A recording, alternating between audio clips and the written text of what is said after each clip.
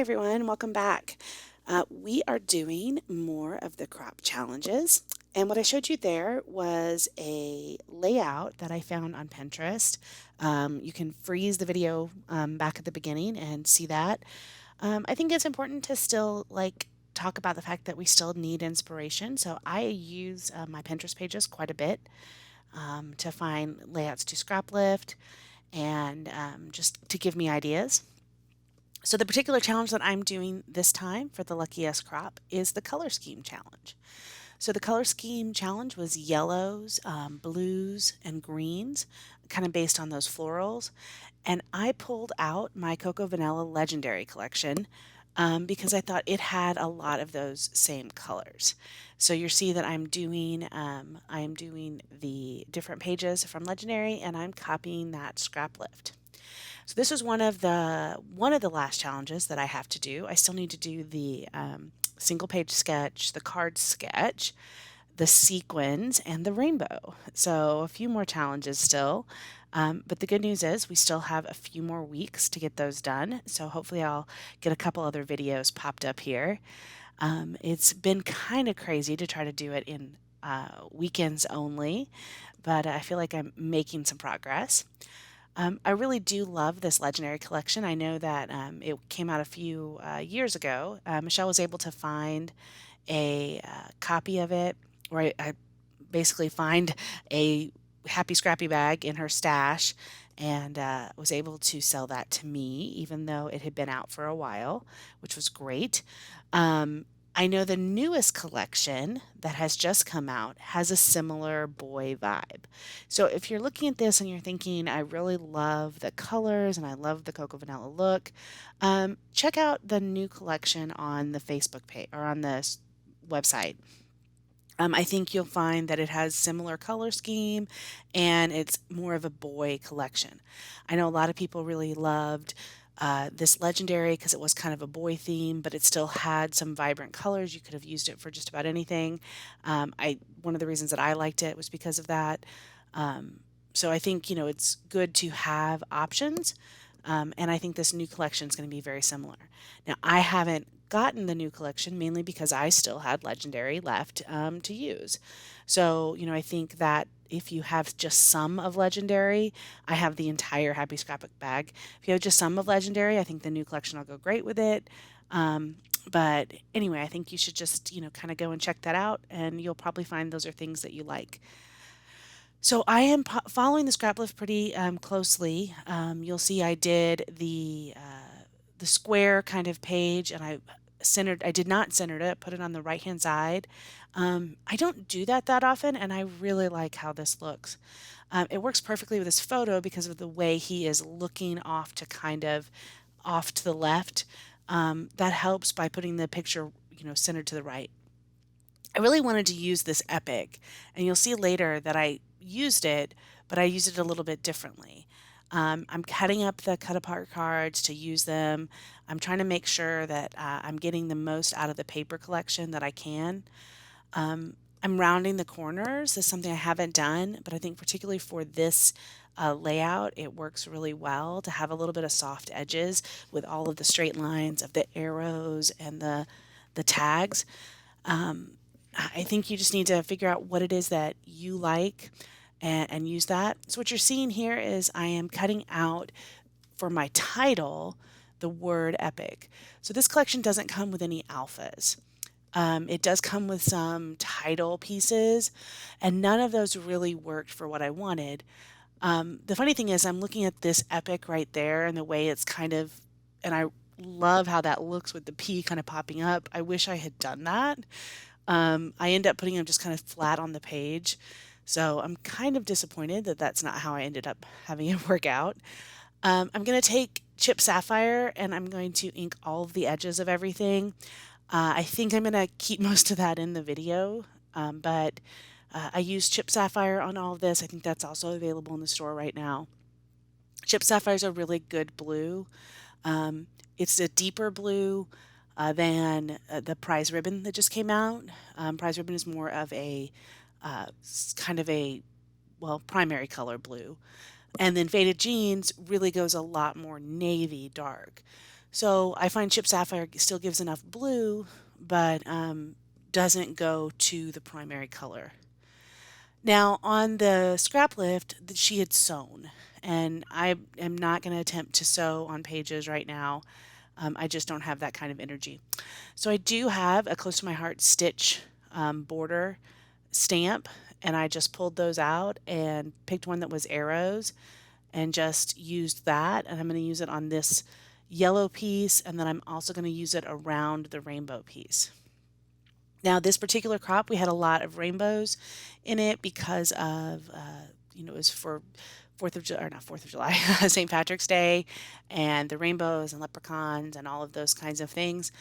You could have used this paper if you had it for the Rainbow Challenge. I'm going to be doing the Rainbow Challenge live Sunday the 27th, and I'm going to be doing something a little bit different to get my rainbows in. But if you had this paper, you could feel free to use this as the Rainbow Challenge. So what you're seeing me do here is just stamping on part of the block to finish these lines out.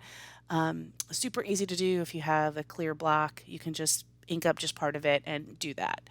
So this small little detail really did give a lot of dimension to this page. So think about that. Even if you do a doodle of a line instead of a stitch, you can just get your ink pens out and doodle a line. I think that works too. So there's a lot of fun things you can do just to make a little bit of difference on a page. So you're seeing I've got my green, my yellow, my blue all on there. So I'm really following the color scheme. My yellow is a little more mustardy, and here's what I realized. Oh, Jessica, you have to put the arrow paper down first. So I'm going to ink those edges up and then put those down. And I really struggled with how did I want the arrows to this paper to go down. And one of the things is not leaving any space. So making sure I don't have trapped space. So I did put that arrow paper underneath the orange or the yellow line. And this is how I want it all to look. And I'm just going to keep inking and laying things down. It's a pretty simplistic page when you look at, I only used one kit basically. I mainly used paper. But I love how it turned out. I think it's got a lot of dimension. I love how I have the offset photo and basically the kind of free space up in the upper left. It adds just a different flair from some of my other pages. Now, this is a senior photo of Nick. Belle and I actually took Nick's senior photos because it's just hard to find people these days. So we went out, and I love just the water and the casualness of being on the dock. So it was just a really cool picture, and I thought it also captured the color scheme that we wanted. So because we were on the water, I wanted to have a lot of the more nautical. They have a lot of compasses on the embellishments, so I searched for those. Originally in the scrap lift, they had a label right there to the left of the picture. I put it there. I ended up not keeping it there. I don't like how it looks. This is one of the pieces from the ephemera pack. I pulled out quite a few pieces from the ephemera pack. There's that nautical piece, a lot of the stars, just to kind of keep the colors, the green, the yellow, and the blue around the page. The colors really were jumping off. It's what made me pick the photo. It's what made me pick the embellishments I'm picking. And I like how this whole thing turned out.